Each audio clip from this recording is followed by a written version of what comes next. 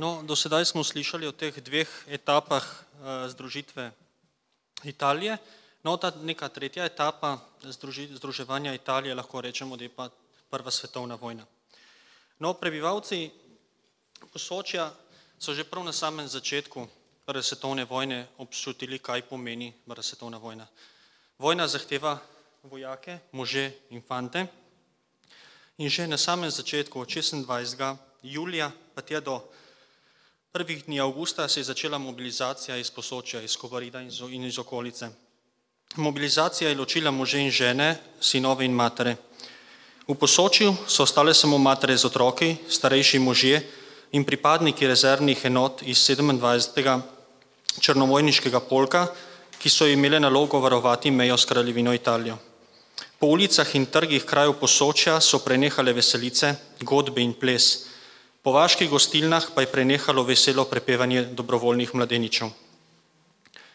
Še huje pa se je ponovilo čez slabo leto, 19. maja 1915, ko so oblasti v pričakovanju vojne napovedi kraljevine Italije upoklicale še preostalo moško populacijo med 18 in 50 letom starosti na območju meje z Italijo.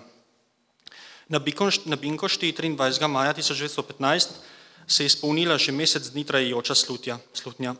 Italijanski veleposlanik Giuseppe Avarna je na Dunaju avstrijskemu zunanjemu ministru izročil vojno napoved.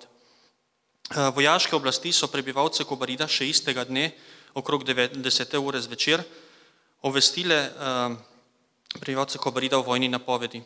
Prebivalstvo je v strahu pred bližajočo vojno vihro začelo zakopavati in zazidavati vrednejše predmete, posamezniki pa so v strahu za svoje življenje zbežali v notranjost monarhije. Na začetku je bila ta evakuacija recimo beguncev zelo nesistematična. Na Bovškem imam recimo primer, ko je dekan Ivan Vidmar na Binkoštni ponedeljek pri jutranji maši že oznanil, da se morajo prebivalci Bovca in okoliških vasi naslednji dan zapustiti svoje domove. Tega na Kobariškem ni bilo. Medtem je italijanska vojska že na več mestih prekoračila državno mejo. Tu vidimo eno fotografijo, vredno je najbolj znanih fotografij, to je v bližini Črvinjana, kako zmagovito Italijani prečkajo mejo. No, zelo hitro je v Posočju italijanska vojska zasedla Breginski kot, Matajur, Kolovrat, Ježo in Globočak. Malnoštevilna vojska branilcev pa se je umaknila na gorske pregrade na levem bregu reke Soče in za seboj porušila mostove, da bi italijanski vojski otežila napredovanje.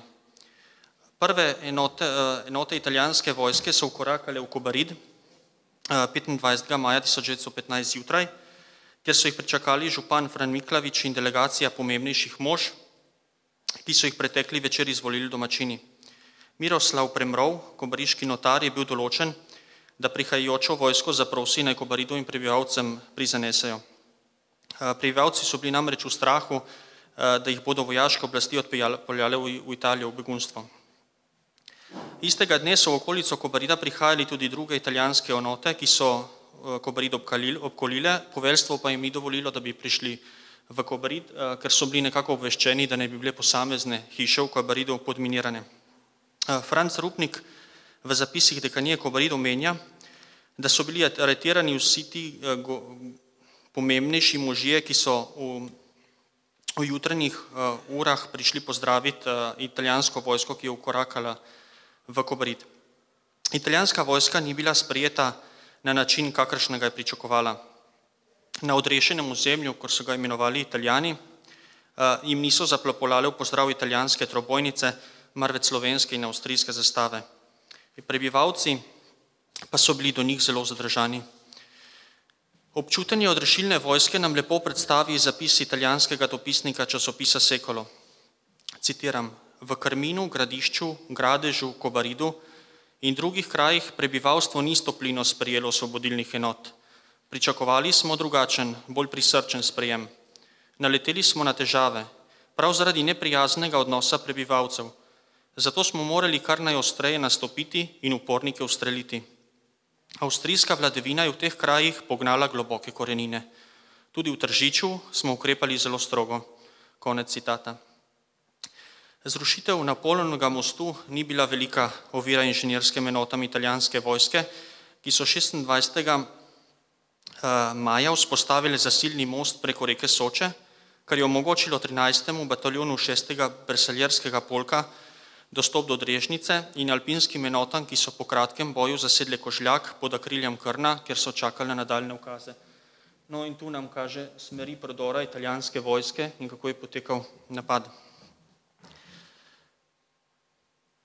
Medtem pa so pripadniki 5. bersaljerskega bataljona odpeljali po obeh bregovih reke Soče, da bi ugotovili, ki se nahajajo sovražnikove enote. Na levem bregu so dospeli do vasi Dolje, kjer jih je zaustavilo streljanje. Na desnem bregu pa so prispeli do porušenega Volčanskega mostu, kjer jih je začelo obstreljevati avstrijsko topništvo. V naslednjih dneh so se ob okrepitvi ustavilo napredovanje italijanske vojske na težkem terenu Krnskega pogorja. Medtem pa pride tudi z balkanskega bojišča na Sočo 50. divizija avstro-ogrske vojske. Italijanska vojska je med 26. majem in 4. junijem na področju Krna in Mrzlega vrha izgubila 96 častnikov in 2566 vojakov. Avstrijska stran pa med 2. in 4. junijem okrog 1000. Italijanske vojaške oblasti so zaradi hudih izgub, ki so jih utrpele, obtožile lokalno prebivalstvo vohunjenja in streljanja in italijansko vojsko in nasploh sodelovanja z avstro-ogrsko vojsko. Štefan Gabrščik iz Masti je v svojem pričevanju, ki je bil objavljen v časopisu Slovenec leta 1917, navedel, da je bilo prav neuspeh italijanske vojske kriv, citiram, da so se nad nami maščevali, ker so nam rekli, da smo ugleduhi in da smo na njih bolnico streljali, kar pa v resnici ne bilo res. Konec citata. Italijanski poveljniki so se strogo držali navodil, da morajo na zasedenem ozemlju postopati odločno in strogo, ter kaznovati vsakršno kljubovanje.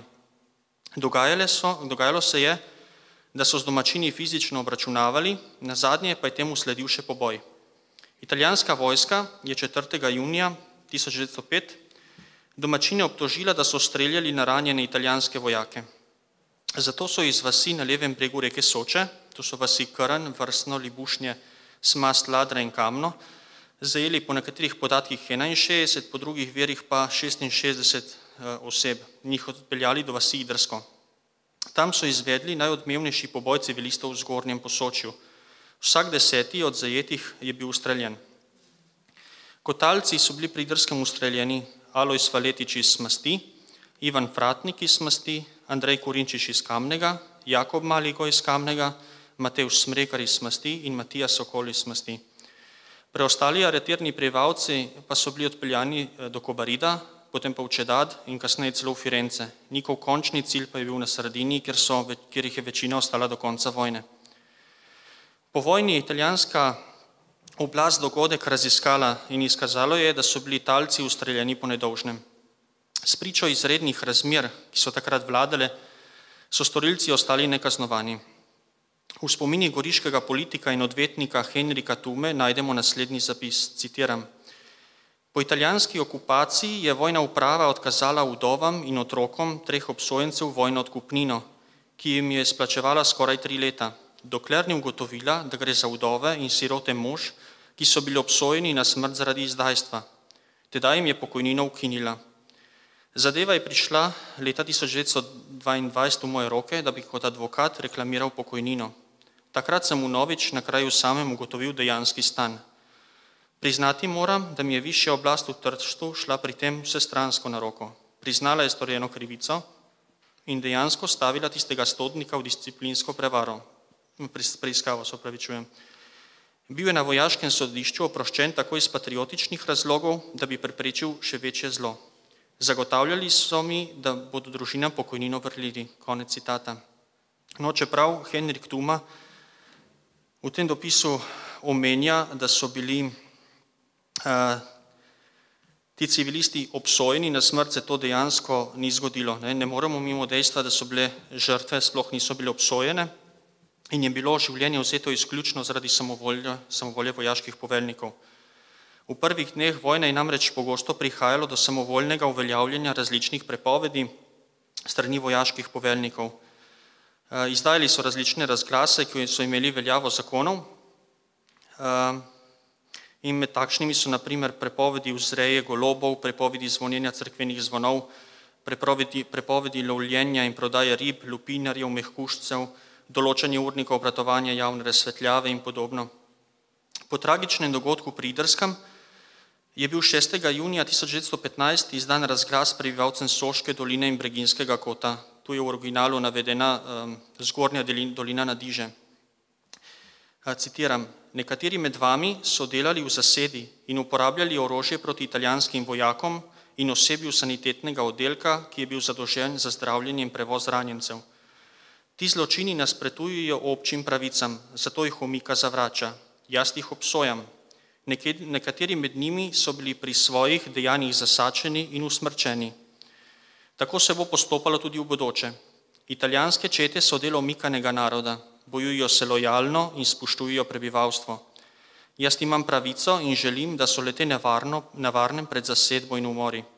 Ker pa ne želim, da bi bil zločin nekaterih posameznikov padel na pleča nedolžnih, bo območje, na katerem so se zgodili atentati, izpraznjeno in vsi prebivalci bodo preseljeni v notranjost in na svoje domove in polja se bodo vrnili takoj, ko bom prepričan, da se v njihovih gozdovih ne skrivajo morilci. Izpraznjeno območje bo stalo nedostopno za kogarkoli, ki nima ustreznega dovoljenja. Kdor bo zasačen pri kršitvi tega odloka, bo aretiran in obsojen.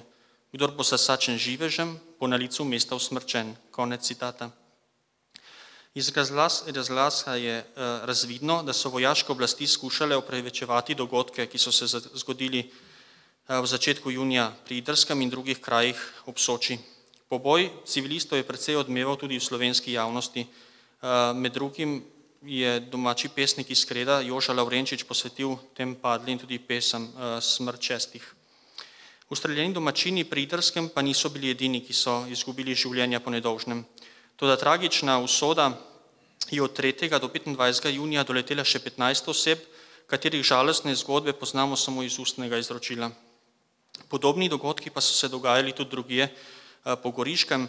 Znan je tudi uboj recimo v kraju Vileze, kjer je bilo ustreljenih 6 oseb, in tudi ob mejni reki Idriji, kjer sta bili ustreljeni 2 osebi, ter primeri iz avgusta 1916, ko je pri Kostanjevici pri Gorici bila ustreljena 1 oseba. No, tu vidimo še eno fotografijo prevoza beguncev v zaledje. In pa pred 3 leti je bila v Idrskem postavljena v sredi vasi nasproti cerkve tudi spominski spomenik, ki bo pač obeležil te prve civilne žrtve Soške fronte.